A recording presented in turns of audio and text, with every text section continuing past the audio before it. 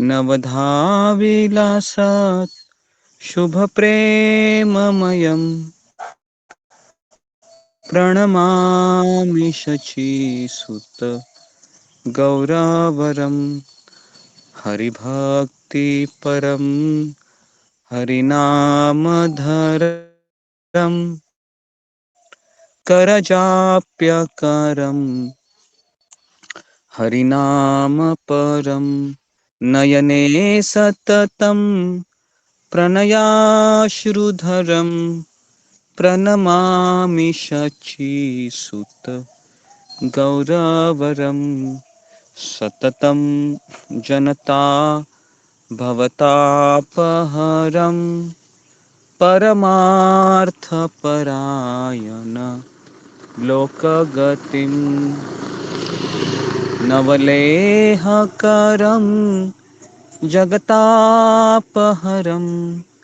प्रणमामि शचीसुत गौरवरम् निजभक्तिकरम् प्रियचारुतरम् नटनार्तननागर राजकुलम् कुलकामिनीमा नसलास्यकरम् प्रणमामि शचीसुत गौरवरम् करतालवलम् कलकण्ठरवम् मृदुवाद्यसुवीनि कयामधुरम् निजभक्तिगुणा वृतनाट्यकरम् प्रणमामि शचीसुत गौरवरम् युगधर्मयुतम् पुनर्नन्दसुतं धरणीसुचित्रम् भवभावोचितं तनुध्यानचितं निजवासयुतं प्रणमामि शचीसुत गौरवरम् अरुणं नयनं चरणं वसनं वदने स्खलितं स्वकनामधरम् कुरुते सुरसा जगताजीवनं प्रणमामि शचीसुत गौरवरम् हरे कृष्णा कृष्णा कृष्णा हरे हरे हरे राम राम राम हरे हरे हरे कृष्णा कृष्णा कृष्णा हरे हरे हरे राम राम राम हरे हरे हरे कृष्णा कृष्णा कृष्णा हरे हरे हरे राम राम राम हरे हरे। ओके। हरे कृष्णा। श्री गौर निताई भगवान की जय। श्री शचिसुत अष्टकम की जय। श्रील प्रभुपाद की जय। जय। तो परसों के दिन है वह गौर पूर्णिमा का उत्सव है। तो आप सबको है वह परसों के दिन उपवास को रखना है और साथ साथ आपको पूरा दिन है वह चैतन्य महाप्रभु की लीलाओं को सुनना है, समझना है। ओके। तो पिछले कई दिनों से हम चैतन्य महाप्रभु के तत्व के बारे में चर्चा कर रहे थे। कल से ही हमने भगवान की लीलाओं के बारे में सुनना आरंभ किया। हरे कृष्णा दंडवत तो प्रणाम सभी तो इस तरीके से जब हम भगवान चैतन्य महाप्रभु के अधिक से अधिक सुनेंगे तो उनसे हमारा प्रेम हो जाएगा। तो प्रेम किसी के ऊपर सुनने से होता है, देखने से प्रेम नहीं होता है। तो जितना हम भगवान के बारे में सुनेंगे, जितना हम उनको जानने का प्रयास करेंगे उतना हम भगवान को ऊपर प्रेम करेंगे, और जब प्रेम करते हैं तो फिर सेवा करते हैं, है ना। लेकिन अक्सर हमारे आचार्य कहते हैं कि प्रेम पहले होता है या सेवा पहले होती है। तो इसके ऊपर हम थोड़ा सा इस चर्चा को आरंभ करके फिर हम भगवान की लीलाओं में प्रवेश करते हैं। जी जी, फिंगर को रेज कीजिए कि भगवान से एक पहले प्रेम होता है विशेष या नोट है, भगवान की एक पहले अनाउंसमेंट सेवा की जरूरत होती है। जी हाँ, फिंगर को रेज कीजिए। इंटरेस्टिंग क्वेश्चन है।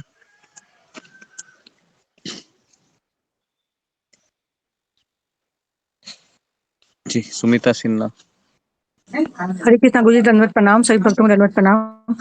ये गुरु जी, जैसे आपने बताया था, एक एग्जांपल दिया था कि जैसे कि पत्नी है और पति है, तो फिर पत्नी अगर ये अपने पति का सेवा करती है तब उसको प्रेम होता है, पति को भी प्रेम होता है। अगर सेवा नहीं रहता है, अगर पति पत्नी के बीच में, तो प्रेम नहीं रहता है। तो मेरे को लगता है गुरु जी कि भगवान से पहले भगवान का सेवा करना चाहिए पहले, उसके बाद ही भगवान से प्रेम होगा। हरे कृष्णा गुरु जी, जी दंडवत प्रणाम।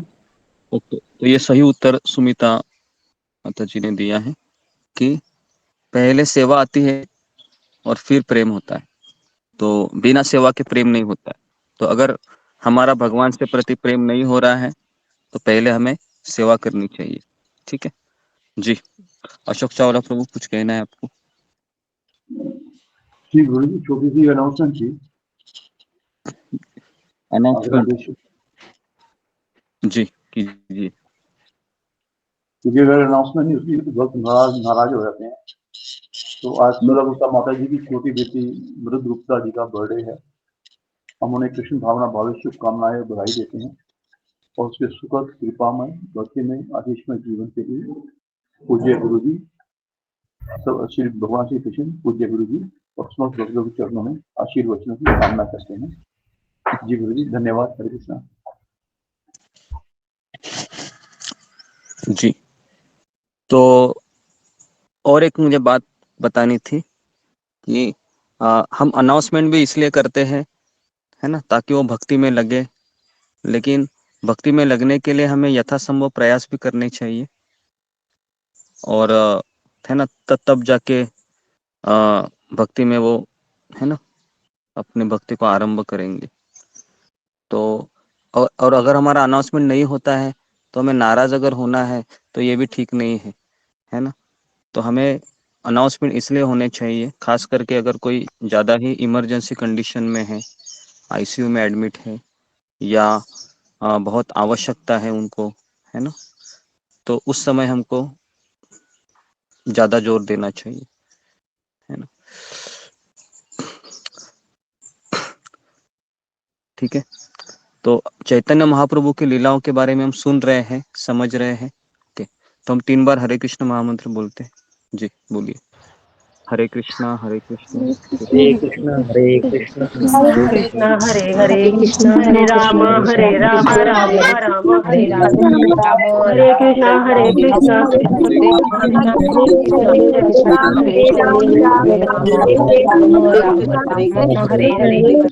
कृष्ण हरे राम राम हरे हरे हरे कृष्णा हरे राम हरे हरे हरे कृष्ण हरे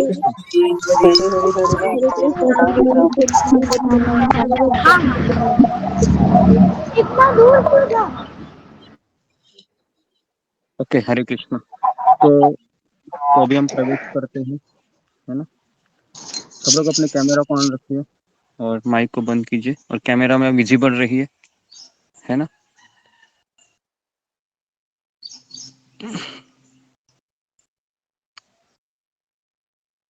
ओके, तो जी, तो अभी हम चैतन्य महाप्रभु की बाल लीलाओं में प्रवेश किए हैं कल से। तो अभी हम और उनकी लीलाएं समझेंगे।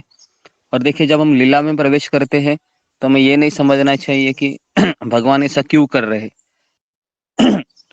तो क्यों, तो ये सवाल है उनके तत्व में होते हैं। हम जब भगवान के तत्व को समझाते हैं, जैसे श्रीमद् भागवतम हम जब अभ्यास करते हैं तो पहले 9 स्कंद में भगवान कितने महान है ये बताया गया है। और दशम स्कंद में उनकी माखन चोरी की लीला है, द्वारिका की लीला है, वृंदावन की लीला है, मथुरा की लीला है। तो उनमें हम सवाल नहीं पूछते हैं कि भगवान ने ऐसा क्यों किया, क्योंकि भगवान महान है। उसके साथ साथ हमें यह समझना चाहिए कि भगवान एक व्यक्ति है, उनका एक स्वभाव है, उनका एक हृदय है, उनमें भावनाएं हैं, है ना। अक्सर हम किसी व्यक्ति के बारे में हम जब सुनते हैं, समझते हैं, उनको देखते हैं, तो हमें ऐसा लगता है कि ये हमेशा ऐसे ही बोलना चाहिए, ये हमेशा ऐसे ही रहना चाहिए। ऐसे नहीं होता है। शिला प्रभुपाद जी जगत गुरु है, लेकिन जब उनके शिष्य उनके साथ रहा करते थे तो उनकी पसंद नापसंद, इनका भान उनको हमेशा रखना पड़ता था। तो अक्सर आध्यात्मिक जीवन में हम जब आते हैं तो इन चीज़ों को हम भूल जाते हैं कि एक व्यक्ति है, भगवान एक व्यक्ति है, भगवान स्वराट है, स्वतंत्र है, इन गुणों के स्वामी है, लेकिन उनका एक हृदय है। तो ये हृदय क्या है, तो हम कल देख ही लिए है ना कि किस तरह से भगवान श्री कृष्ण है वह निमाई के रूप में, जब वो ब्राह्मण आता है ना, अतिथि के रूप में जगन्नाथ मिश्रा जी के घर में, तो ये लीला एकदम ऐसा लगता है कि कितनी सहज लीला है ये, लेकिन भगवान उस लीला में भी एक इमोशन डाल देते हैं और वो लीला और रोमांचक हो जाती है। फिर हमने कल दूसरी लीला हमने देखी थी कि दो चोर आते हैं और भगवान को उठाकर लेके जाते हैं निमाई को, क्योंकि उसके शरीर पे गहने होते हैं। ये दूसरी लीला कल हमने देखी। तीसरी लीला हमने ये देखी थी, सांप आया था शची माता के आंगन में, और अचानक सांप को निमाई क्या करते हैं, हाथ लगाते हैं और सांप वो निमाई के पूरे शरीर को लपक लेता है, और इस तरीके से निमाई उसके ऊपर विश्राम करते हैं कुछ समय के लिए, और फिर वो सांप चला जाता है। ठीक है, अभी हम चौथी लीला देखेंगे। वो है जब भगवान अभी नदी में जाते हैं, थोड़े बड़े हो गए हैं जी।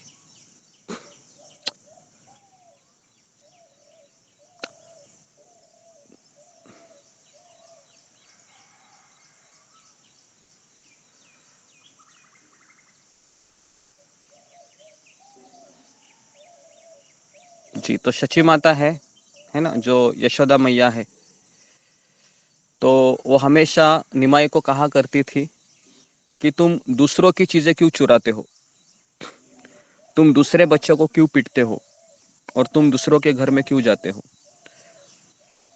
क्या हमारे घर में सब कम चीजें हैं क्या कि तुम दूसरों के घर में जाते हो। तो माँ हमेशा डांटा करती थी।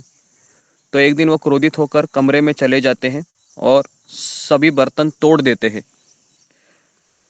है ना। अभी भगवान को भी गुस्सा आता है, तो आप बोलोगे अरे मुझे भी गुस्सा आता है, निमाई को भी गुस्सा आता है, कृष्ण को भी गुस्सा आता है। तो मुझे ऐसा लगता है कि कृष्ण मेरी तरह ही नटखट थे या नटखट है, मैं भी ऐसे ही करता था। तो मैं वापस कह रहा हूँ,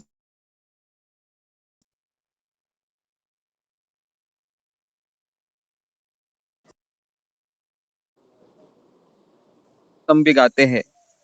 और जब शची माता है, सॉरी यशोदा मैया है, लाठी लेकर कृष्ण के पीछे भागती है, तो प्रतीत ऐसे होता है कि मेरी माँ भी मुझे ऐसे ही डंडा मारने के लिए पीछे भागती थी। नहीं, तो ये लीला सुनने में लगती है कि मैंने भी ये की होगी बचपन में, लेकिन नहीं, ये भगवान की लीला है। तो इसलिए जब क्रोधित हो जाते हैं निमाई, तो सब कुछ अपने जो बर्तन है सब तोड़ देते हैं। तो शची माता अपने पुत्र को अपनी गोद में ले लेती है और उन्हें शांत करती है, और फिर भगवान कहते हैं कि माँ मैंने गलती की, मुझे माफ करो करके, और इस तरीके से वो शर्मिंदा हो जाते थे। तो एक बार चैतन्य महाप्रभु ने अपनी माँ से को अपना कोमल हाथ से थोड़ा सा ऐसे हल्का से मार दिया, तो माँ ने बेहोश होने का नाटक किया। हाँ, तो कभी कभी ऐसे माँ बेटे में ये भी चीजें हो जाती। तो भगवान रोने लगे। तो पड़े से महिलाओं ने वहाँ पर आ गए, कहा कि बच्चे क्या हुआ? तो कहे कि मेरी माँ है वह उठ नहीं रही है। तो पड़ोसी की महिलाओं ने कहा कि जाओ नारियल लेके आ जाओ, तो इससे तुम्हारी माँ ठीक हो जाएगी। तो तुरंत निमाई बाहर जाते हैं और 2 नारियल लेकर आते हैं। तो अभी महिलाओं को लगता है कि ये कैसे, इसको किसने नारियल दिया? तो ये सारे अद्भुत आश्चर्यचकित करने वाली लीलाएं हैं।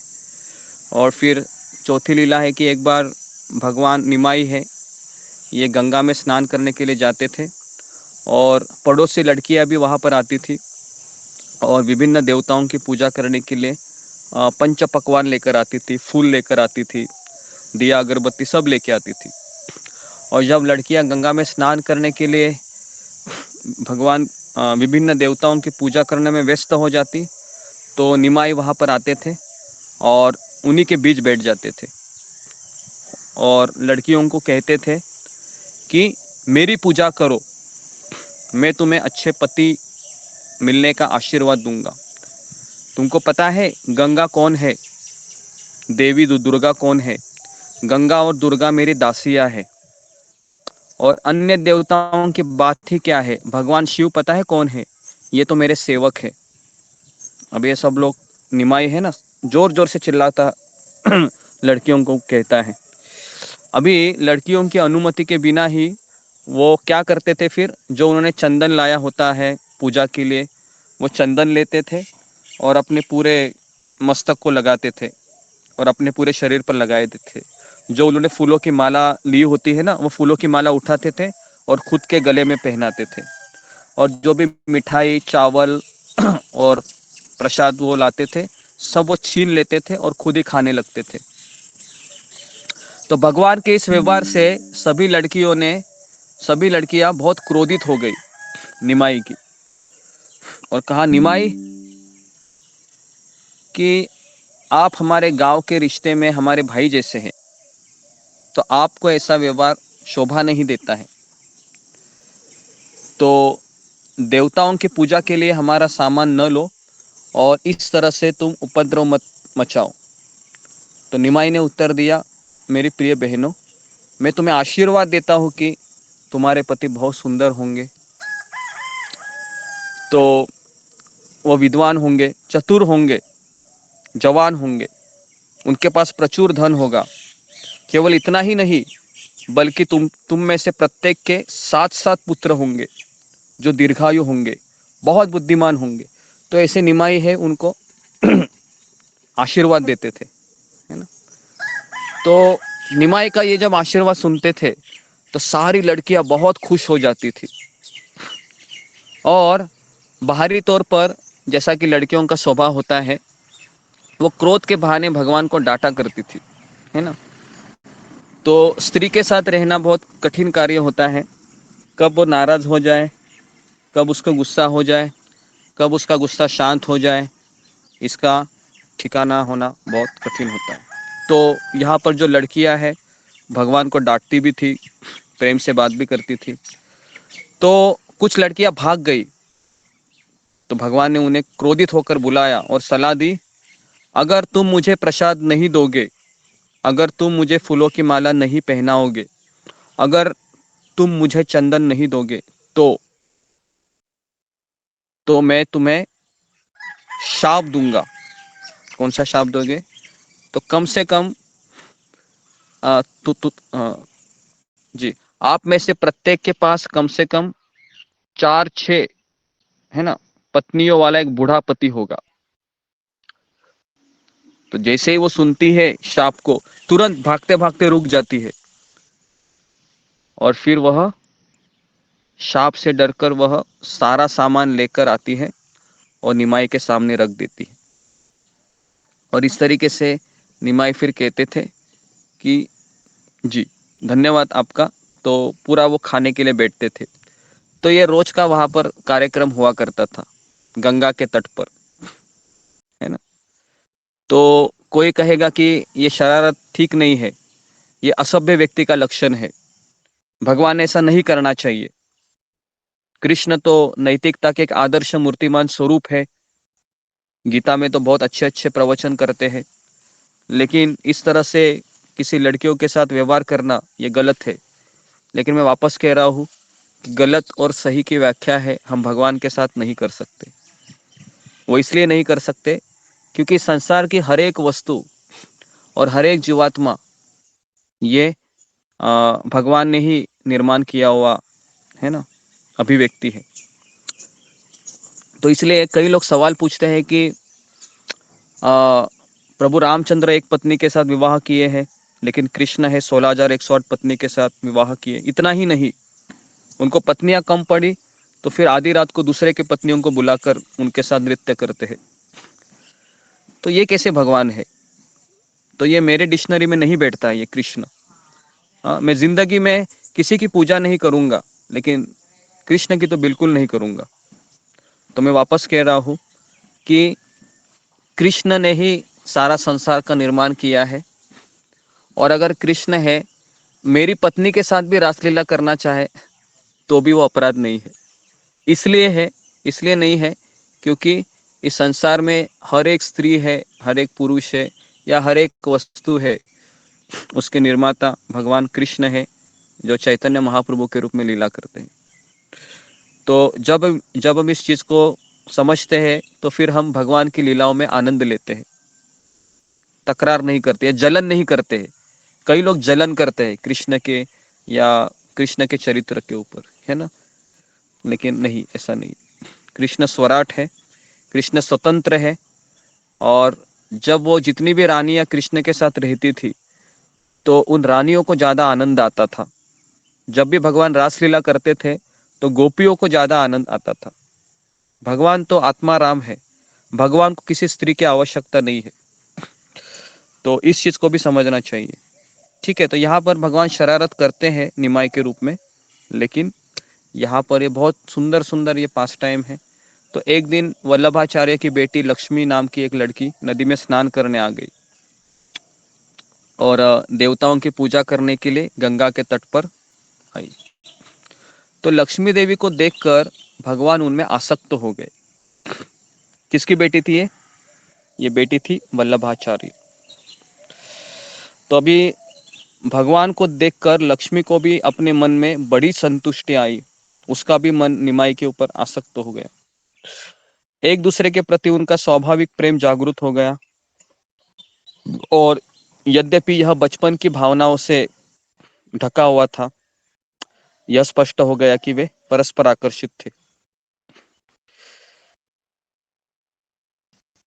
तो प्रभुपाद तात्पर्य में लिखते हैं कि चैतन्य महाप्रभु और लक्ष्मी देवी ये शाश्वत पति पत्नी है। तो इसलिए जब वो दोनों एक दूसरे को देखते हैं तो उनके हृदय में उनके प्रति प्रेम उत्पन्न होना स्वाभाविक है। तो प्रभुपाद इस तरह से लिखते हैं।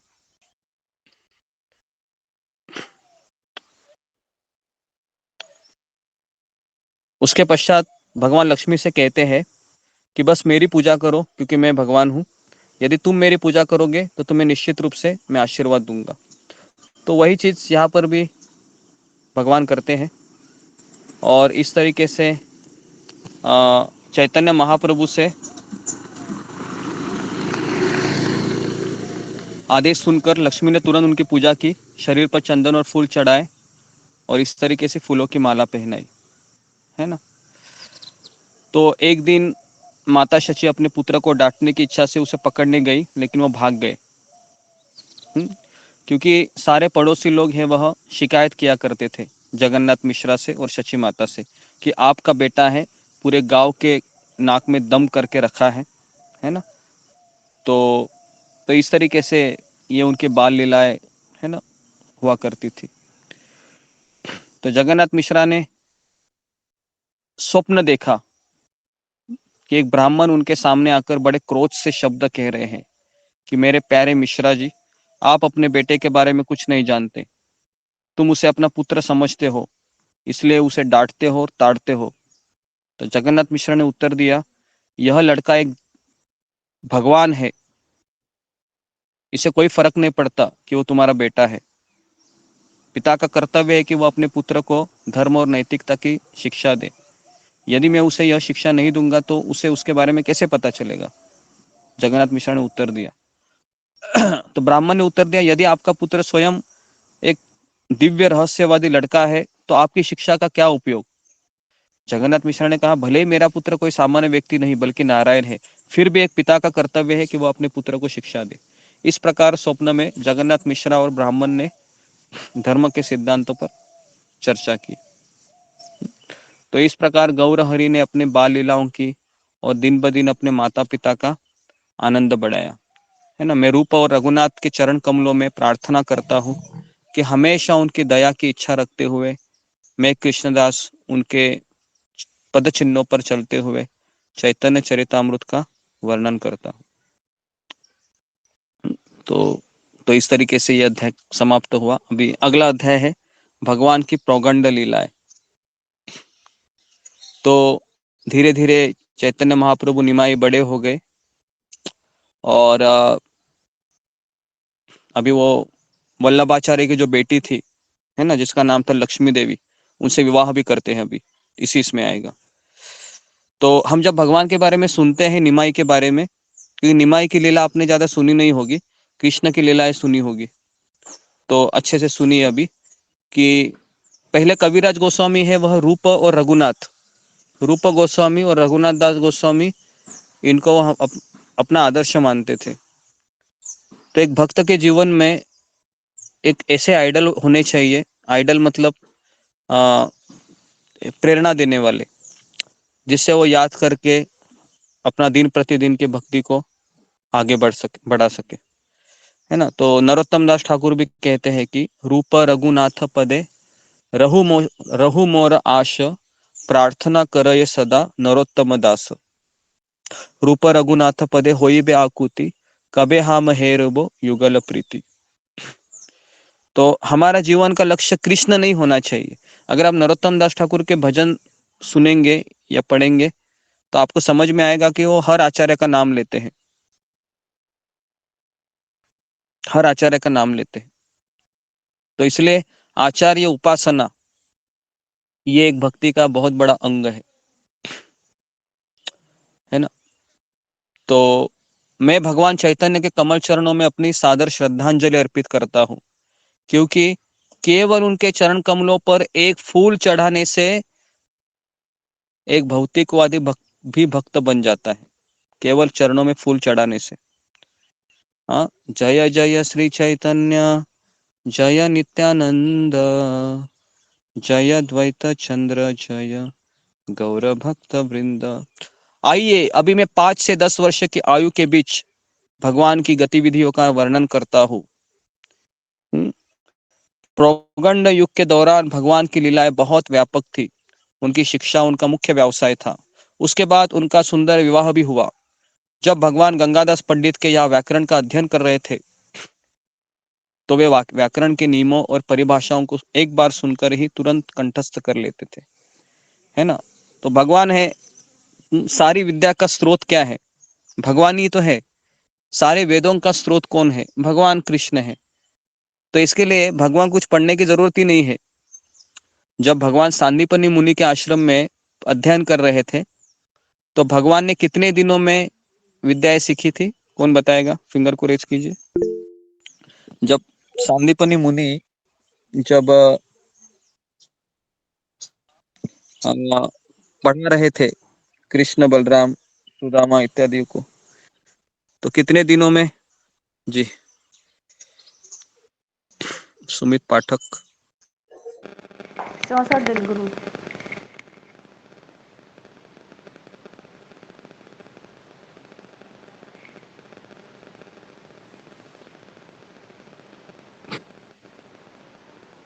अंजलि साहू।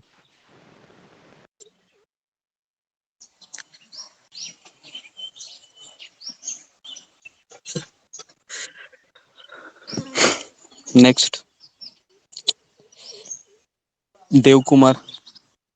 हरे कृष्णा गुरु जी, दंड प्रणाम सभी भक्तों को दंड प्रभु जी। 64 दिन में 64। जी, तो 64 दिनों में 64 विद्याएं उन्होंने सीखी थी, है ना। तो सांदीपनि मुनि के आश्रम में। तो इसको जरा आप याद रखिए। है ना, सबको आता होगा ये, बहुत कॉमन क्वेश्चन मैंने पूछा था जी। तो इस तरीके से आ,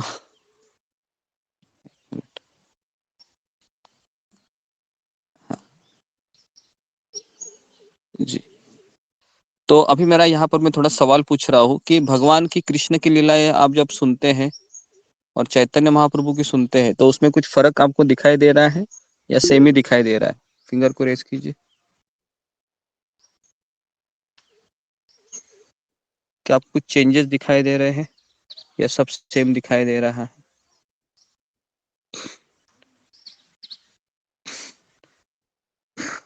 जी, प्रियंका सहगल। हरे कृष्णा गुरु जी, धन्यवाद प्रणाम। गुरु जी, मुझे सेम ही दिख रहा है, जिस तरह गोपियों के बीच में जाकर बैठना और ये कहना कि मेरी पूजा करो, इसी तरह ठाकुर जी ने, कृष्ण भगवान ने भी बोला है इंद्र को कि मेरी पूजा करो।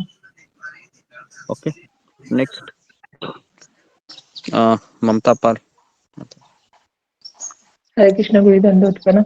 गुरु जी, मुझे भी सेम लगता है थोड़ा बहुत, क्योंकि जैसे कि माता जी ने बताया, और गोपियों के पीछे जो नटखटपन वो भी है थोड़ा बहुत निमाई का, और उनके माता के साथ जो भी लीला है वो भी नटखटपन जैसा ही है थोड़ा सा ऐसा। और बाकी जो है थोड़ा भगवान जो है कृष्ण से और थोड़ा अलग है, क्योंकि निमाई वो थोड़ा एक तो दयालु है, मतलब कृपालु है बताते हैं कृष्ण से, उनके मन में दया है, उन्हें जात पात नहीं देखते, तो ये भी एक अलग है थोड़ा, वो थोड़ा उनमें अलग है, लीलाओं में सेम है मुझे लगता है।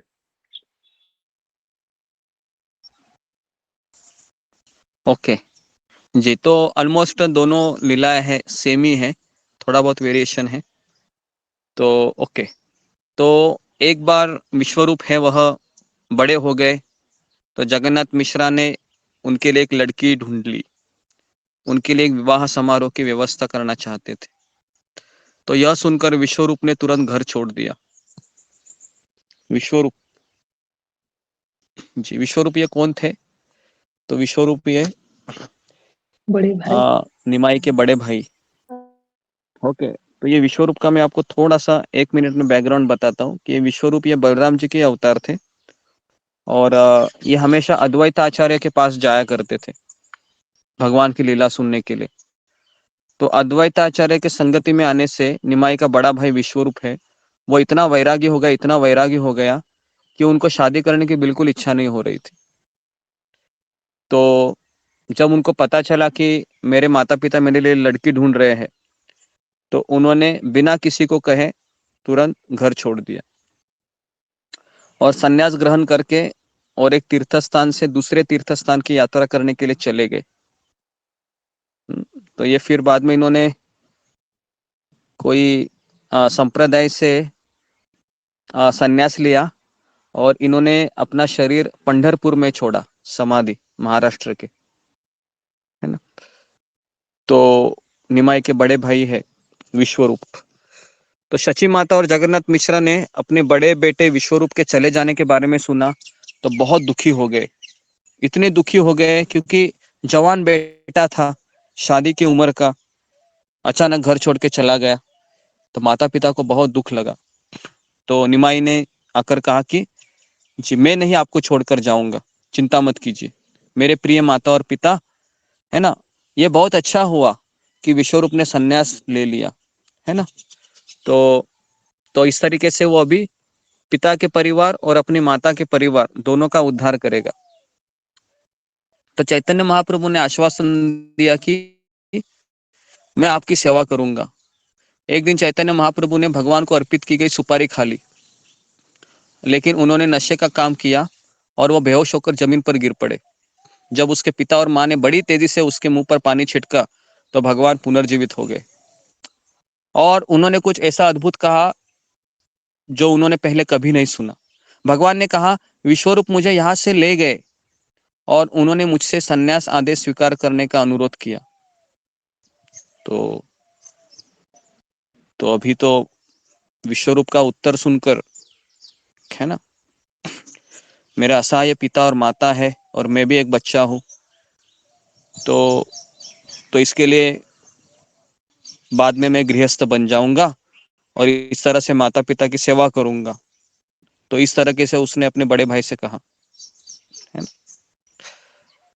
तो फिर विश्वरूप ने मुझे घर लौटाया और फिर अनुरोध किया कि शची माता को कहना कि मैं हजारों हजारों बार प्रणाम कर रहा हूं मेरी माँ को। तो इस प्रकार चैतन्य महाप्रभु ने नहीं समझ पाए कि ऐसा क्यों हुआ। कुछ दिनों के बाद जगन्नाथ मिश्रा इस दुनिया से विदा ले लिए और भगवत धाम चले गए। और दोनों माँ और बेटे बहुत दुखी हो गए, क्योंकि अभी कोई नहीं था उनके घर में। बड़ा बेटा है सन्यास ले लिया, जगन्नाथ मिश्रा शरीर छोड़ दिए, बस केवल अभी माँ और बेटा दोनों ही रह रहे थे। तो मित्र और रिश्तेदार आ गए माँ को शांत करने के लिए, और इस तरीके से मृत पिता के लिए अनुष्ठान किए। कुछ दिनों के बाद भगवान ने सोचा कि मैं सन्यास नहीं ले सकता अभी, क्योंकि मेरी माँ अकेली है। तो कहा कि मैं गृहस्थ हो जाता हूँ, मैं शादी करता हूँ। तो अभी पत्नी के बिना मैं गृहस्थ कैसे हो जाऊं। तो इस प्रकार भगवान ने कहा कि मैं फिर विवाह करने का निर्णय लिया। सिर्फ एक घर नहीं, घर में पत्नी भी होनी चाहिए। तो एक दिन जब निमाई स्कूल से वापस आ रहे थे, तो अचानक उन्हें गंगा के रास्ते में वल्लभाचार्य की बेटी दिखाई दी, जो उससे पहले भी मिली थी। तो वल्लभाचार्य की बेटी लक्ष्मी जी और निमाई, ये इसी जन्म के पति पत्नी नहीं है, ये शाश्वत पति पत्नी है। तो शची देवी के संकेत के बाद ओके, तो फिर निमाई और लक्ष्मी देवी मिले। अभी देखिए, ये स्कूल में जा रहे थे। स्कूल में जा रहे थे मतलब कितने स्टैंडर्ड में हो सकते हैं, इमेजिन कीजिए 7, 8, 9 स्टैंडर्ड का बच्चा रहेंगे निमाई, है ना। तो उस समय शादी पहले हुआ करती थी, है ना। आज भी अंग्रेज आने से पहले, पता है, अगर आपने इतिहास पढ़ा होगा तो उसमें एक बाल विवाह करके कंसेप्ट था। इतना ही नहीं कि शिल प्रभुपाद जी का शादी भी उम्र की कितने साल में हुआ था, किसी को याद है प्रभुपाद जी की शादी अभय की? 17 साल का। 18 जी। तो बेसिकली वो 16, 17, 18 इसी के बीच उनका शादी हुआ था। और राधा रानी की उम्र भी उस समय 11, 12 इस तरीके से थी, है 12 कि नहीं। बताया था। तो इसका, हाँ, तो इसका सबसे अच्छा फायदा क्या होता था, कौन मुझे बताएगा? कि जब शादियां पहले हुआ करती थी, है ना, बचपन में, तो इसका सबसे अच्छा फायदा क्या हो जाता था? तो इसका सबसे अच्छा फायदा क्या हो सकता था कि अभी लोग कहते हैं कि वो सब गलत था, वो बाल विवाह कुछ समझ में नहीं आया, उस समय शादियां किए जाते थे, लेकिन वो सही था, वो वैदिक प्रणाली थी। तो उसका क्या फायदा हो जाता था, जी बताइए। ओके जी, रीना सिंह। हरे कृष्णा लोकाम श्री भक्तों को गुरुदेव को चढ़ाया था। गुरुदेव, ये जो वैदिक प्रणाली से जो पहले ही बच्चों की शादियां हो जाती थी, तो इससे जो है कि एक अगर कोई गलत करना भी चाहता था उस युग में, तो ये उनके दिमाग में रहता था कि मैं पहले से शादीशुदा हूँ। और लड़की भी वफादार रहती थी जो अपने पति के प्रति, और लड़का भी वफादार रहता था, जिससे जो है कि ये लिव इन रिलेशन का जो कॉन्सेप्ट अभी इतना चल रहा है, ये चीजें समाज में न के बराबर थी। हरे कृष्णा का जी, गलती क्षमा करें। ओके। तो आप सब लोग समझ रहे हैं कि ये बाल विवाह करने से क्या होता था कि पहले से ही माता पिता अपने बच्चे को समझाते थे कि देखो भाई, ये तुम्हारा पति है करके। तो उस समय ये दोनों एक साथ नहीं रहते थे, दोनों पढ़ाई करते थे। और एक जब सर्टन उम्र हो जाती है तो उस समय वो एक साथ रहने के लिए आते थे। तो लड़की को पता होता था कि ये मेरा पति है करके, तो और लड़के को भी पता होता था कि ये मेरी पत्नी है। तो इसके लिए वो हमेशा कुछ दिनों के पश्चात जब वो उसके घर जाता भी था, तो उनके बीच जो संबंध होना चाहिए, संबंध का अर्थ है कि एक दूसरे को देखना, एक दूसरे की सेवा करना, तो ये माँ उसको सिखाती थी, है ना? तो इस तरीके से कुछ सालों के पश्चात उनका नेचुरल बॉन्डिंग बन जाता था, है ना। लेकिन अभी क्या हो रहा है, तो अभी तो, है ना, अभी तो लड़की है 30 साल हो गए, लड़का 35 साल हो गया, है ना। लेकिन 35 साल होने तक और लड़की 30 साल होने तक इतने लोगों को वो देखते रहते हैं, लड़का और लड़की इतने लड़कों को देखते रहते हैं कि जो बाउंडिंग होना चाहिए वो तो बनता भी नहीं है, और दूसरा है कि वफादार होने की जो इच्छा होती है या चाहत होती है वो भी लगभग खत्म हो जाती। तो इसके लिए अंग्रेज लोग आ गए ना, तो अंग्रेजों ने इसको बंद कराया, लेकिन पहले कंसेप्ट था ये। ओके, और ये कंसेप्ट अच्छा था, लेकिन अभी वो न के बराबर, इसके लिए समाज में अभी बहुत सारी चीजें हो रही है। ओके, तो निमाई है उस समय स्कूल में जाया करते थे, तो उन्होंने माता जी, उन्होंने अपने इनको कहा है ना, सची माता को, कि जो वल्लभाचार्य की जो लड़की है करके है ना, तो उनसे विवाह करने की बात वो अपनी माँ को कहे। तो इस तरीके से सची माता ने फिर वनमाली घटक से कहा कि आप विवाह की व्यवस्था करो, है ना। तो इस प्रकार उचित समय पर भगवान ने, निमाई ने लक्ष्मी देवी से विवाह किया। और वृंदावन दास ठाकुर ने भगवान की प्रारंभिक अवस्था की इन सभी लीलाओं का विस्तार से वर्णन किया है, तो मैंने यहाँ पर संक्षिप्त में किया है, ऐसा कविराज गोस्वामी कहते हैं। तो अगर आपको भगवान का ये जो विवाह का लीला है, वृंदावन दास ठाकुर ने चैतन्य भागवत लिखी है, तो उसमें पूरा डिटेल में है। तो इस तरीके से वृंदावन दास ठाकुर ने उसका विस्तार से वर्णन किया है। तो अगला लीला है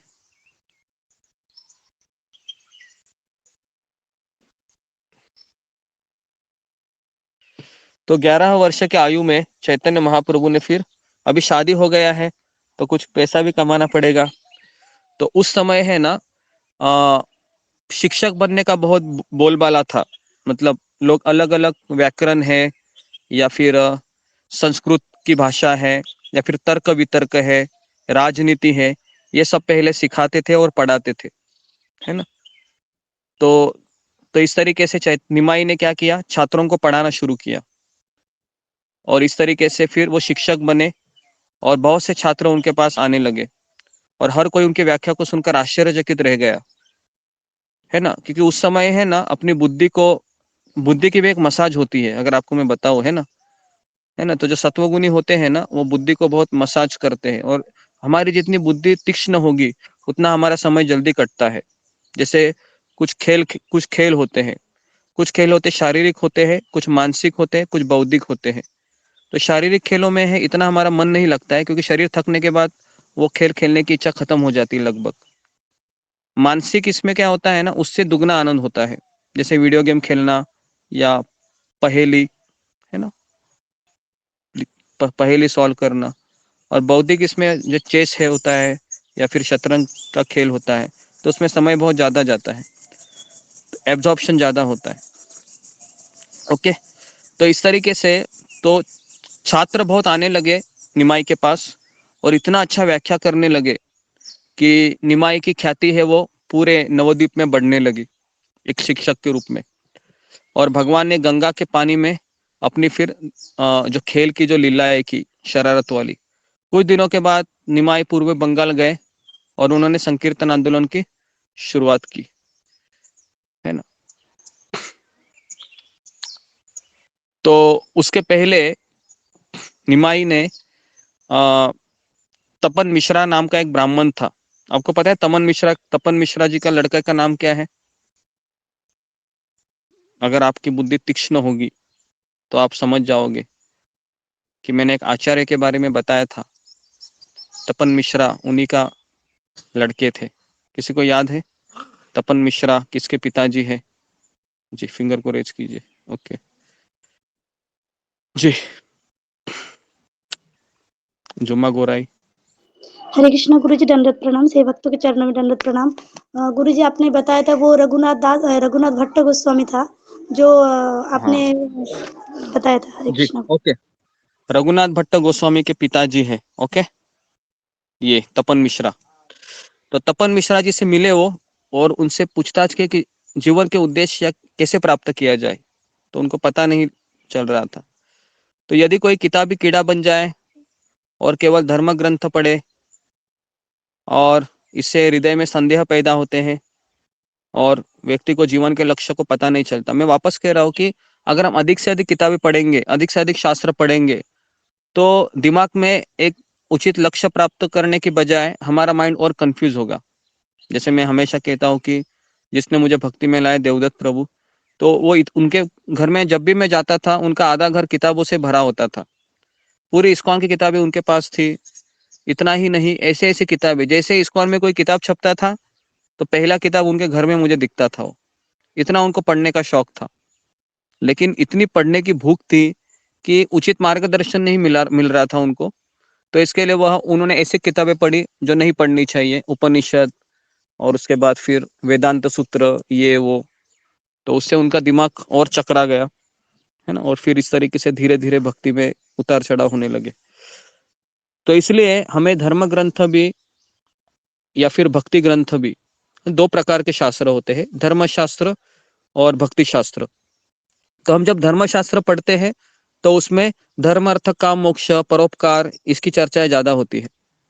और हम जब भक्ति शास्त्र पढ़ते हैं तो भगवान की भक्ति, गुरु की भक्ति, वैष्णव की सेवा, समर्पण, ये सब चीजें ज्यादा होती है। तो व्यक्ति हमेशा कंफ्यूज हो जाता है, ये भी शास्त्र है, ये भी शास्त्र है, करूँ तो किसकी सुनूं मैं।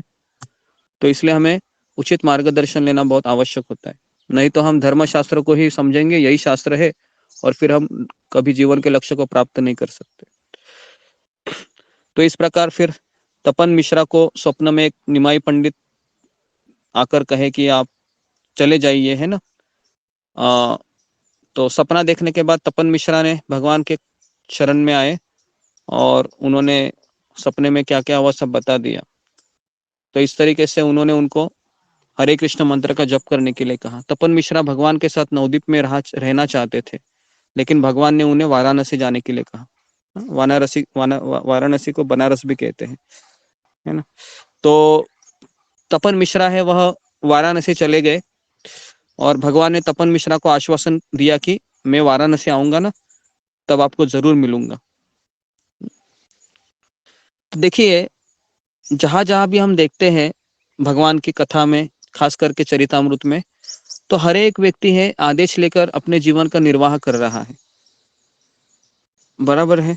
और हमारा जो शिला प्रभुपाद का जो जीवनी है, या हमारे जितने भी प्रभुपाद के शिष्य है, इनकी जीवनी है, तो ये केवल प्रभुपाद के एक आदेश को लेकर ही फॉलो कर रहे थे ना। मैंने एक बार बताया भी था कि एक प्रभुपाद जी के एक भक्त हैं जो कहे थे कि मुझे प्रभुपाद ने यही आदेश दिया था कि तुम भागवतम पढ़ो, और वो भी उन्होंने ऐसे ऐसे ही कहा था। एक बार मैं उनके पास ऐसे ही गया, प्रभुपाद जी बैठे थे सोफे पे और कई भक्तों से चर्चा कर रहे थे, तो मैं भी वहां पर बैठा था। तो मैंने ऐसे ही प्रभुपाद से पूछ लिया कि प्रभुपाद जी मुझे क्या करना चाहिए। तो प्रभुपाद के मुंह से ऐसे ही निकला कि तुम भागवत पढ़ो, और फिर प्रभुपाद जी वापस चर्चा करने लगे। तो उस भक्त ने, वो 1 सेकंड का ही बात था, वो 2 सेकंड का होगा। तो फिर आज भी वो जब भी प्रभुपाद का व्यास पूजा होता है ना, तो वो कहते हैं कि प्रभुपाद जी आपने मुझे 25 साल पहले यह आदेश दिया था, या मुझे 30 साल पहले यह आदेश दिया था भागवत पढ़ो करके, तो इस साल मेरी भागवत है वो 3 बार पढ़ के हुई है, आपका बहुत बहुत धन्यवाद। तो इस तरीके से वो हर साल वो भागवत पढ़ते हैं। तो जब मैं सुना तो मैं समझ गया कि जीवन का लक्ष्य क्या है करके। एक हमको सेवा मिलती है, उसी को कंटिन्यू करना ही जीवन का लक्ष्य है। वैरायटी नहीं ढूंढना चाहिए, अब मैं ये करूँ वो करूँ, ऐसा भी करूँ वैसा भी करूँ। उसके बाद फिर, और मैं वापस कह रहा हूँ कि हमारे प्रभुपाद के 2 शिष्य है जो लंदन में उस समय, है ना, बहुत जवान थे, 19-20 साल के, पंकजांग्रे प्रभु, जननिवास प्रभु। तो उनको कहा कि तुम मायापुर चले जाओ, नरसिंह भगवान की पूजा करो। इतना कहकर चले गए। फिर उन्होंने अपना सारा जीवन 50 साल से वो फिर नरसिंह भगवान की पूजा करने लगे। अद्भुत है। राधानाथ स्वामी महाराज शिला प्रभुपाद जी से मिले। प्रभुपाद ने कहा तुम न्यू वृंदावन चले जाओ, कीर्तनानंद महाराज को असिस्ट करो, जो वो कहते हैं वो ही करो। उन्होंने अपने 20 साल उधर ही, है ना, निकाले, सारे जो कहा सब किया। तो यहाँ पर भी निमाई ने तपन मिश्रा को कहा कि तुम वाराणसी चले जाओ, और वाराणसी जाने के पश्चात तुम वहां पर, है ना, मैं वहां पर आऊंगा। तो फॉलो किया, वह बस वहीं पर वेट करते रहे। जी, तो अभी मैं और एक सवाल पूछ रहा हूँ कि भक्ति में मैं अपनी इच्छा से कोई निर्णय लेता हूँ और कोई दूसरों के द्वारा मुझे निर्णय या आज्ञा दी जाती है, तो दोनों में क्या मूलभूत डिफरेंस है, या वो दोनों किस तरह से मेरी भक्ति में पोषण का कार्य करते हैं? जी, फिंगर को रेज कीजिए। इम्पोर्टेंट है, क्यों हमें ऐसे मतलब उस पर ज़्यादा जोर दिया गया है। जी, मीनाक्षी रावत। हरे कृष्णा गुरु जी, दंडवत प्रणाम। सही भक्तों को दंडवत प्रणाम।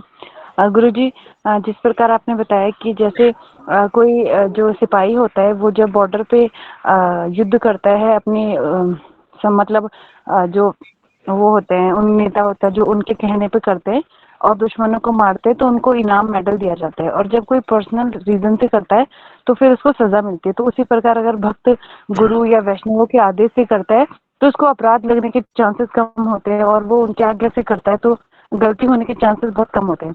लेकिन अगर हम अपनी मन से भक्ति करते हैं तो फिर उसमें हमारा पतन होता है, अपराध होते हैं और भक्ति से जा भी सकते हैं। तो इससे गुरु के और वैष्णवों के आज्ञा ओके से काम करना चाहिए। जी, ये इसका उत्तर है। और एक दूसरा उत्तर मेरे मन में है कि अभी अभी मान लो मैं भक्ति में हूँ और मुझे किसी ने सेवा दी है कि आप ये करो करके, और दूसरी बात है कि मुझे ऐसा लगता है कि उस सेवा से मेरा दिल चाहता है कि ये मेरे लिए अच्छा है। तो इस तरीके से आ, जी, तो हम एक उदाहरण देते हैं, है ना। भक्त ए और भक्त बी। भक्त बी है, वह क्या कर रहा है, वह किसी के इच्छाओं से कार्य कर रहा है, अपने गुरु की इच्छा से। और भक्त बी है, वह सोचता है कि मुझे सत्संग से मैं जुड़ा भी हूँ, रोज प्रवचन सुनता हूँ मैं, लेकिन मुझे किसी के आज्ञा से चलना ये मेरा स्वभाव नहीं है। तो फिर ठाकुर जी की सेवा करनी है ना, तो मैं करता रहूंगा या मैं करती रहूंगी। तो ये अभी भक्त ए और भक्त बी, तो मैंने ऐसा उदाहरण दे रहा हूँ अभी। तो इसमें कौन सा भक्त है वह ज्यादा जाएगा आगे? तो ऑफकोर्स भक्त बी, लेकिन क्यों, इसका कारण मुझे बताइए। जी, अशोक चावला। जी गुरु जी, भक्त ए आगे जाएगा जो किसी के मार्गदर्शन में काम करता है, क्योंकि उनको दो एक्सपीरियंस होते हैं। अपना एक्सपीरियंस भी होता है, जिसका मार्गदर्शन ले रहा है उसका एक्सपीरियंस भी होता है। तो अपने मन से करेगा गलती हो सकती है, मार्गदर्शन से करेगा काम जल्दी अचीव हो सकता है, संग भी मिलेगा उससे और ओके मार्गदर्शन भी मिलेगा। जी, तो मैं इसमें और एक उत्तर चाहता हूँ। बराबर बोल रहे हैं आप। ओके, विशाली तट। हरे कृष्ण गुरु जी, दंडवत प्रणाम। सभी भक्तों को दंडवत प्रणाम। गुरु जी, आपने कहा था ए वाला भक्त है जो अपने मन से कार्य करता है और बी वाला जो भक्त है उनके मार्गदर्शन से काम करता है। तो जो बी वाला भक्त है उससे अगर कोई गलती भी हो जाए तो भगवान उसे उसकी गलती उसे नहीं लगेगी, जो उसका मार्गदर्शक है उसे लगेगी। और जो बी वाला भक्त है वो भक्ति में ज्यादा प्रगति करेगा, क्योंकि भगवान को उसकी जो की गई सेवा है उसे जल्दी स्वीकार करेंगे, क्योंकि वो किसी के मार्गदर्शन से जो सेवा है वो कर रहा है।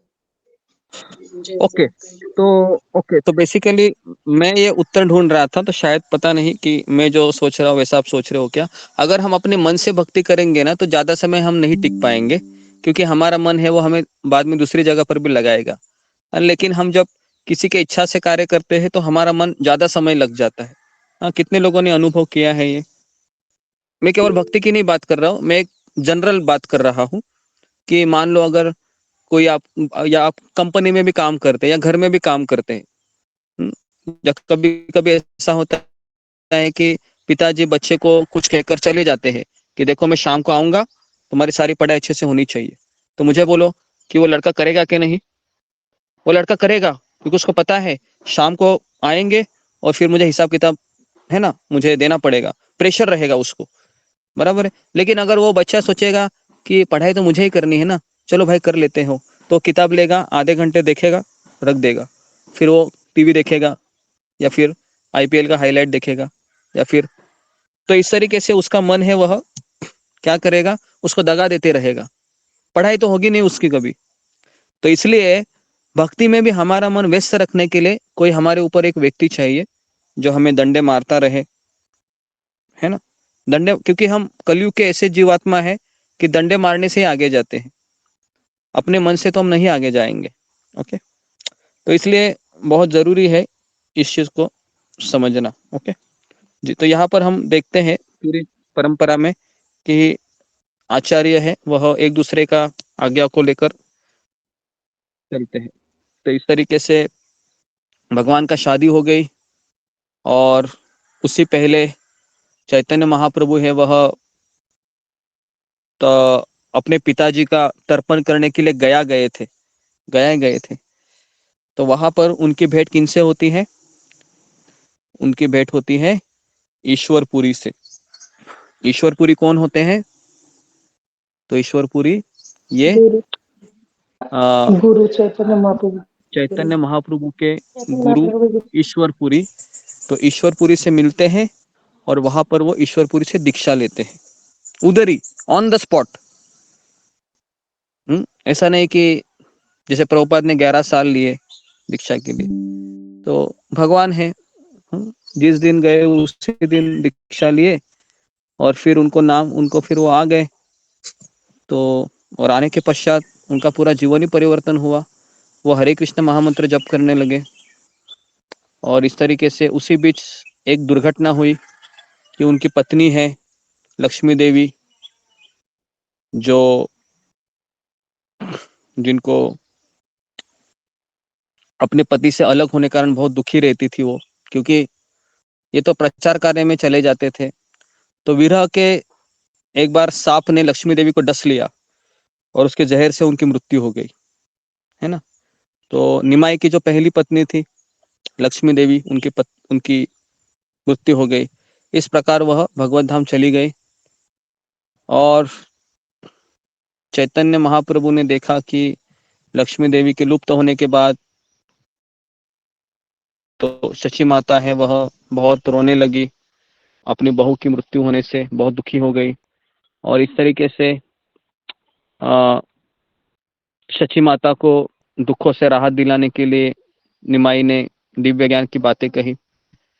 तो इस तरीके से चैतन्य महाप्रभु ने फिर वापस पढ़ाना शुरू किया और इस तरीके से शची माता वापस आकर कहने लगी निमाई को कि तुम दूसरी शादी करो करके।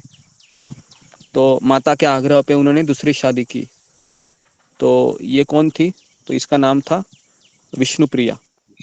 विष्णु विष्णुप्रिया से शादी की और ये उनकी दूसरी पत्नी थी। और इस तरीके से भगवान ने फिर उनकी दूसरी लीला की कि केशव कश्मीरी नाम का एक, है ना, प्रकांड पंडित नवद्वीप में आया था। और आप सबको पता है उसकी स्टोरी। तो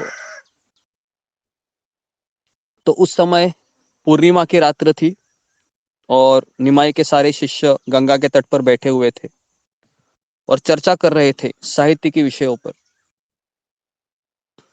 और उसी समय ये केशव कश्मीरी पंडित वहां पर आ गए और जैसे ही नवद्वीप के लोगों ने सुना कि ये केशव कश्मीरी पंडित आ रहा है दिग्विजयी, तो नवद्वीप के सारे जितने भी पंडित थे वो भागने लगे।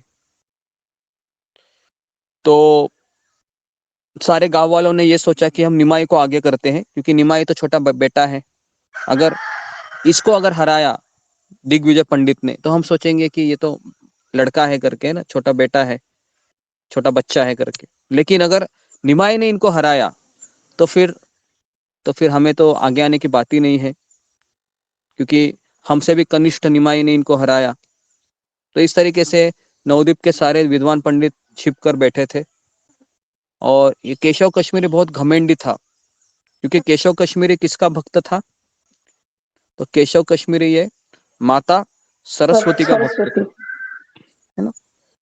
तो देवी देवताओं के जितने भी भगत देखे हैं सब घमंडी होते हैं, सब ऐश्वर्य से मत्त होते हैं। रावण है, हिरण्यकश्यप है, ये केशव कश्मीरी है ना।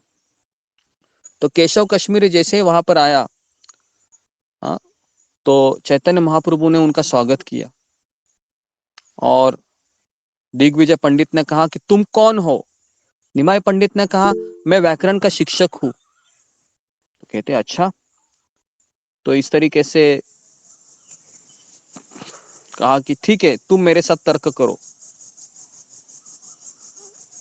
तो अभी निमाई ने, तो निमाई क्या कहता है? तो प्रभुपाद यहाँ पर तात्पर्य में लिखते हैं कि केशव कश्मीरी है, वह बहुत घमेंडी था, वो बहुत अहंकारी था, और निमाई को वो बहुत चैलेंजिंग मूड से, है ना, उनसे बातें कर रहे थे। तो इस तरीके से प्रिय महोदय, जबकि आप सभी प्रकार के शास्त्रों के बहुत बड़े विद्वान हैं, कविता लिखने में बहुत अनुभवी है, मैं तो केवल एक लड़का हूँ, एक नया छात्र हूँ, मुझे तो कुछ पता ही नहीं है, इसलिए काव्य रचना में आपकी कुशलता सुनने की इच्छा रखता हूँ मैं।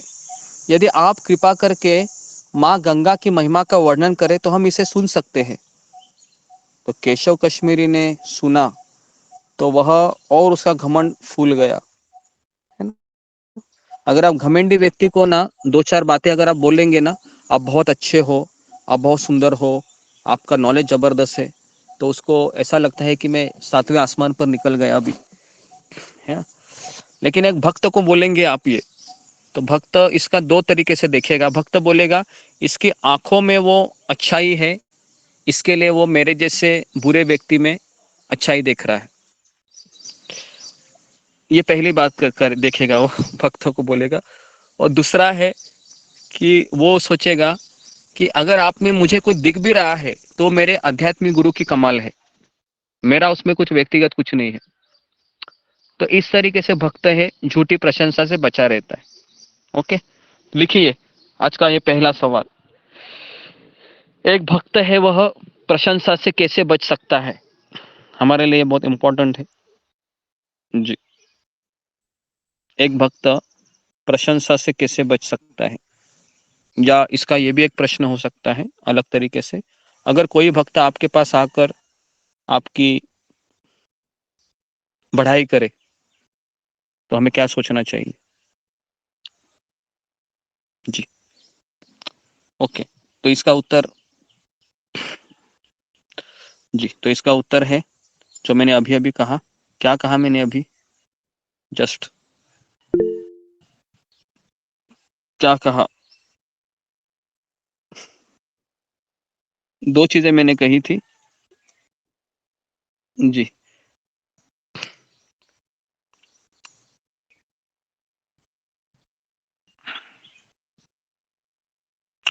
ओके, बताइए। हाँ सुजाता बोलो। हरे कृष्ण गुरु जी, धन्यवाद प्रणाम। आपने बताया कि ये भक्त जो प्रशंसा कर रहे हैं वो उनके आंखों में इतनी अच्छाई है कि उनको मेरे में वो दिखता है। और दूसरा है कि जो मेरे में जो दिखता है वो गुरु की कृपा है मेरे में, इसमें मेरा कोई ये नहीं है, मेरा कोई गर्व नहीं है इससे। ओके, तो पहला चीज क्या है कि आप में वो अच्छाई है, तो इसको लिखिए। पहला लिखिए कि आपकी आंखों में वो अच्छाई है, इसके लिए मेरे जैसे पतित व्यक्ति में भी आपको अच्छाई दिख रही है, या मेरे जैसे अधम व्यक्ति में भी आपको अच्छाई दिख रही है। और दूसरा आपको लिखना है कि अगर आपको कुछ अच्छाई दिख रहा है मान लो, तो वो भी मेरे आध्यात्मिक गुरु की देन है, उन्हीं की कृपा से ये आपको दिखाई दे रहा है। ओके, सब लोग इसको लिखिए और लिखने के बाद फिंगर को रेज कीजिए।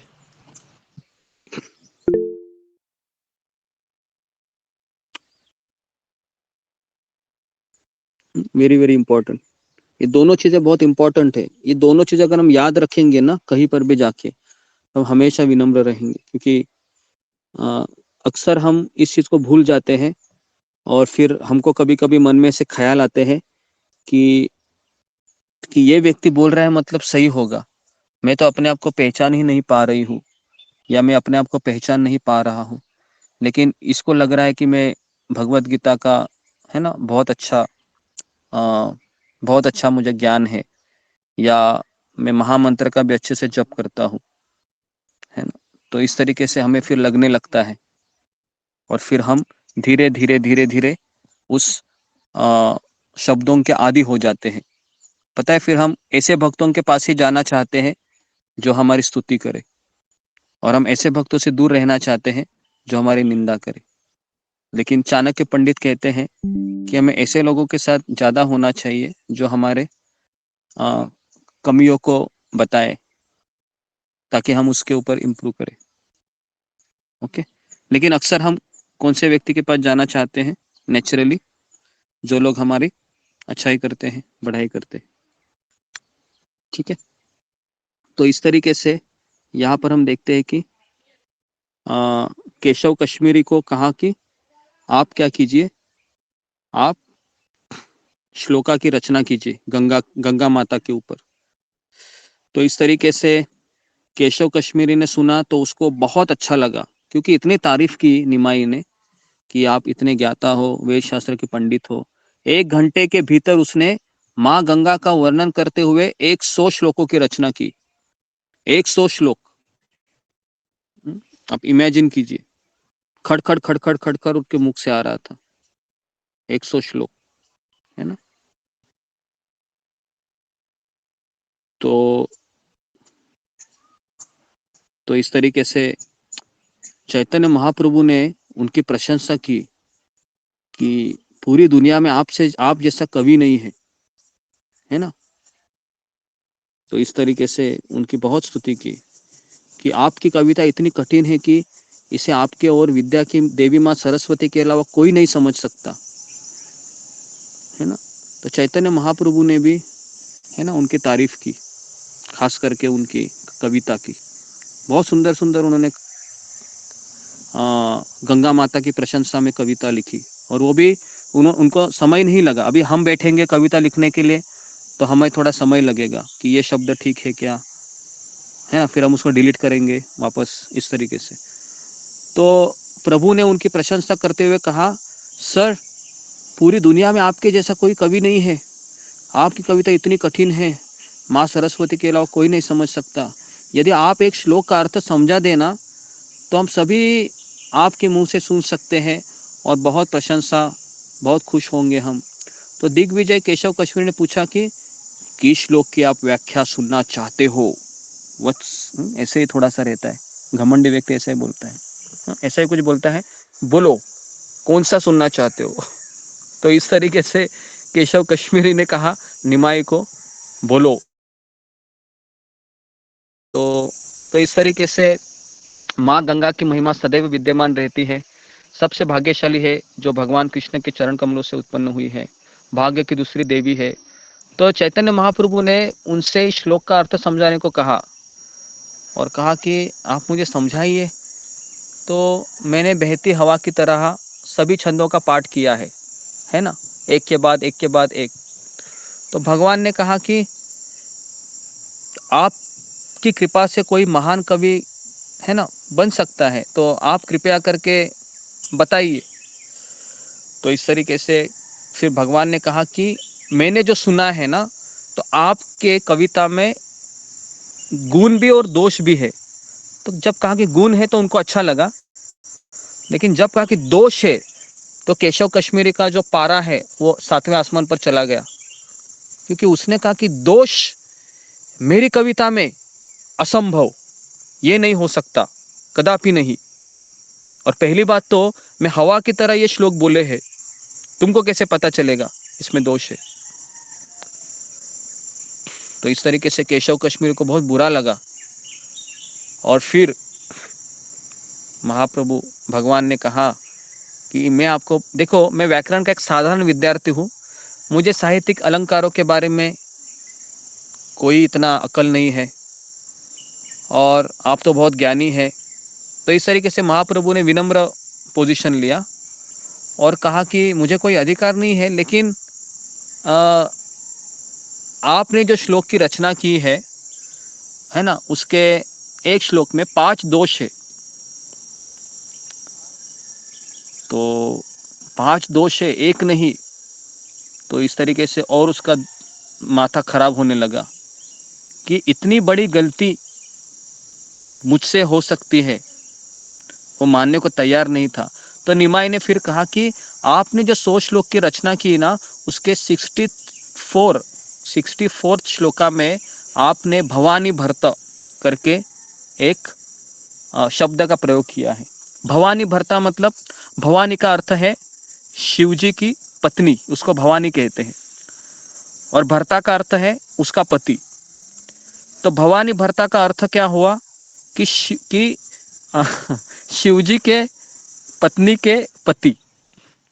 तो इस तरीके से इसमें दोष है। तो शिव जी के पत्नी के पति तो कौन हुए? शिव जी हुए।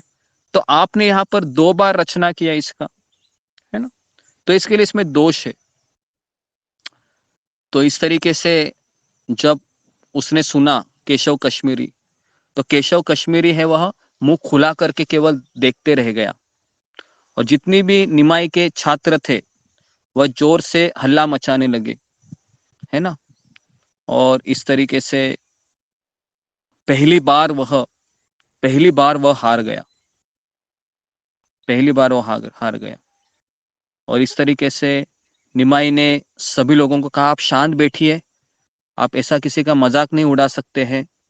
और कहा कि केशव कश्मीरी जी, आप ट्रैवलिंग करके थक गए होंगे, आप रात को विश्राम कीजिए, कल हम वापस इसके ऊपर वाद विवाद करेंगे।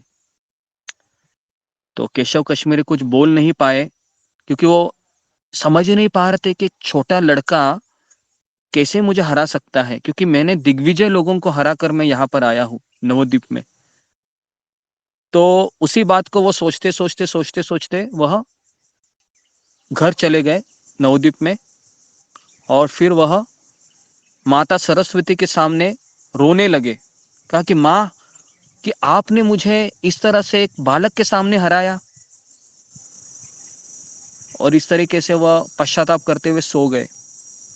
जैसे ही सो गए, माता सरस्वती उनके सपने में आती है, और माता सरस्वती उनको कहती है कि हे केशव कश्मीरी, तुम मेरे भक्त हो, लेकिन आज जिसके सामने तुमने वाद विवाद किया, वो पता है कौन है?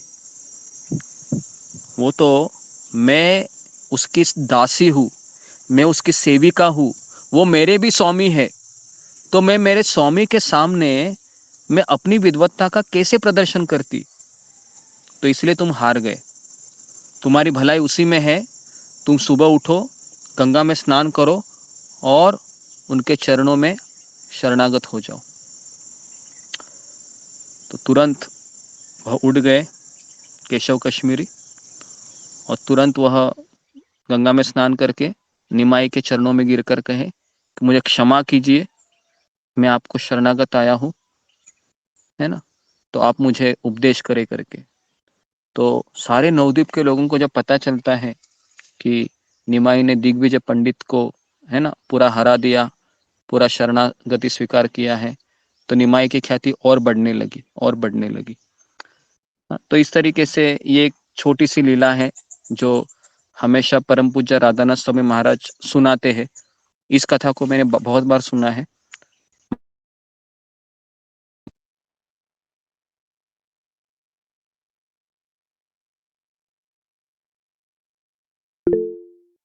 खड़े होंगे, इमेजिन कीजिए, आप कल्पना कीजिए आपके सामने ही, है ना, और किस तरह से फिर ये वाद विवाद हुआ होगा, किस तरह से फिर वो सोने गए होंगे, किस तरह से माँ सरस्वती आई होगी सपने में।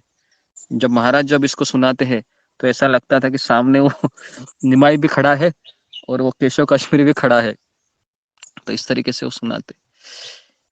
ठीक है, तो ये कुछ लीलाएं हैं। इन लीलाओं को हम इसलिए सुन रहे हैं ताकि ऐसे भगवान का परसों जन्मदिन है, आविर्भाव दिन है, तो हम अपने आप को तैयार करें, है ना, ताकि हम यथाशक्ति, है ना, उनके लिए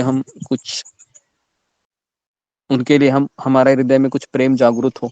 कृष्ण से भी ज्यादा हमारा प्रेम गौरांग महाप्रभु में होना चाहिए जी। तो ओके, तो यहाँ पर किसी का कुछ प्रश्न है तो, या फिर कुछ पूछना है? तो ये सब लीलाएं आपको कैसी सुनने में अच्छी लग रही है? निमाई की, चैतन्य महाप्रभु की लीला जी प्रभु जी, बहुत सुंदर है। जी। रेखा बंडाले। हरे कृष्ण गुरु जी, दंडवत प्रणाम। सभी भक्तों को दंडवत प्रणाम। गुरु जी, आपने बताया वो विश्वकर्म के वो महाप्रभु के बड़े भाई है और वो कृष्णा के अंश है। और नित्यानंद प्रभु जी है वो असल में बलराम जी के अवतार है। तो उनसे मतलब दो दो अवतार कैसे है फिर बलराम जी के, ये नहीं समझे। बलराम जी के अवतार है, वो बहुत सारे अवतार है कलयुग में। जैसे रामानुजाचार्य भी लक्ष्मण के अवतार है, वो बलराम जी है। उसके बाद विश्वम्भर जी, तो निमाई के जो बड़े भाई है वो भी उन्हीं के अंश है, बलराम जी के ही। और नित्यानंद प्रभु भी बलराम जी के अंश है ना। तो भगवान है वह कितनी बार भी अवतार ले सकते हैं एक ही समय में, एट अ टाइम। लेकिन जो मूल उनका जो प्रयोजन नित्यानंद प्रभु के रूप में है, और विश्वरूप का इतना रोल नहीं है। विश्वरूप का उनका उतना ही रोल है जितना कि भगवान ने उनको कहा होगा, है ना। हर एक लीला में अलग अलग रोल होते हैं, तो इस तरह से हम इनको समझ सकते हैं। ठीक है, तो लक्ष्मण जी के अवतार रामानुजाचार्य है, जो आए थे कलयुग में आचार्य के रूप में श्री संप्रदाय के, इस तरीके से। तो कंफ्यूजन नहीं होना चाहिए, क्योंकि भगवान डायनामिक है, स्टैटिक नहीं है कि हम उसको एक ही हमारे मन की चार दीवारों में उनको बंदिस्त करके नहीं। भगवान इस स्वराट है, कितने भी अवतार ले सकते हैं जी।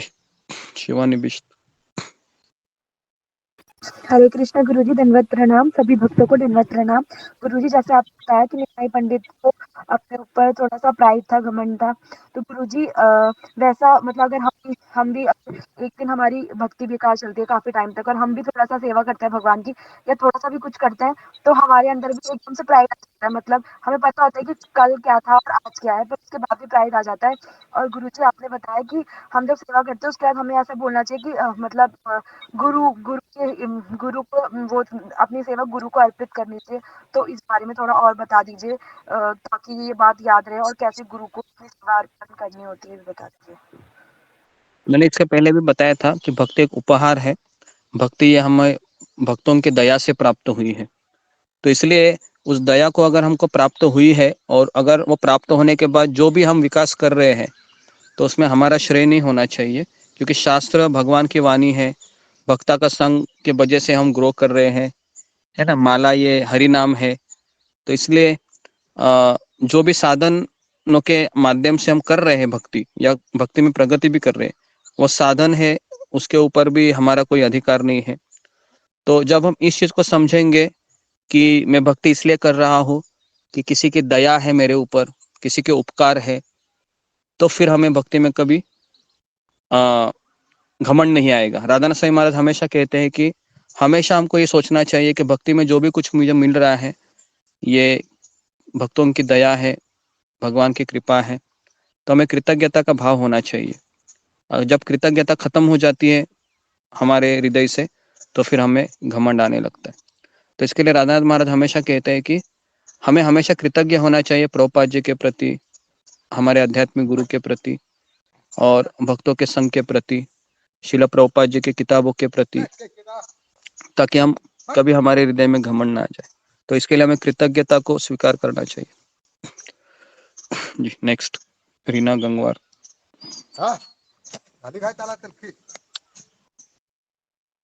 हरे कृष्णा प्रभु जी, दंडवत प्रणाम।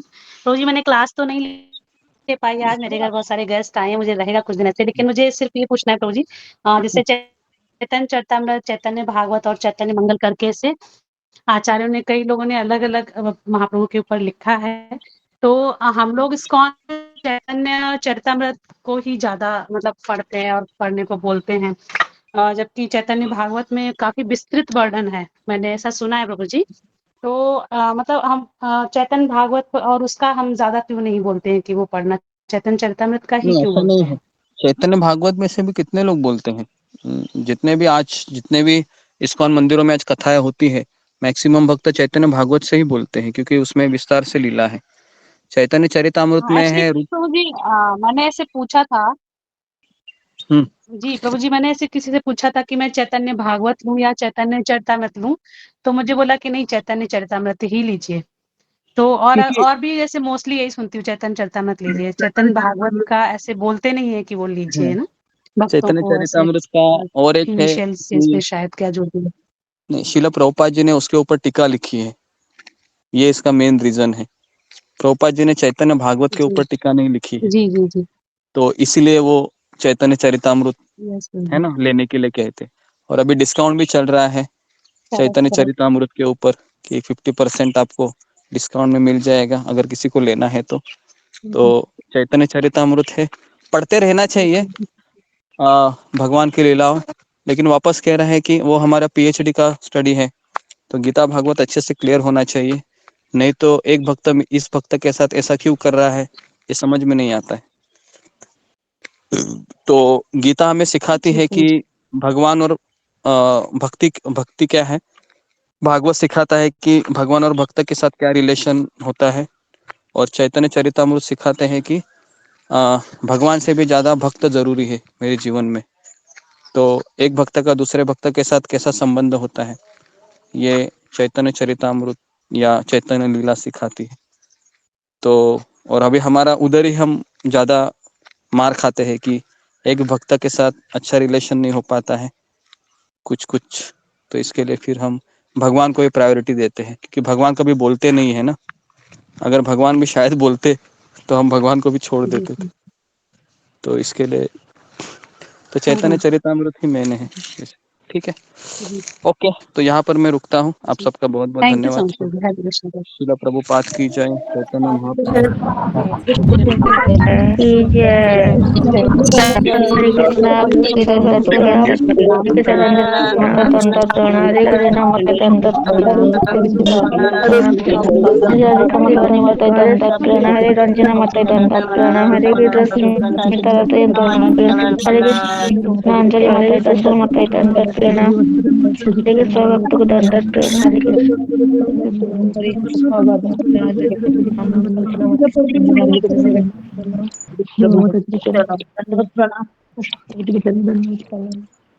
उषा माता जी के चरण दंडवत प्रणाम। हरे कृष्ण।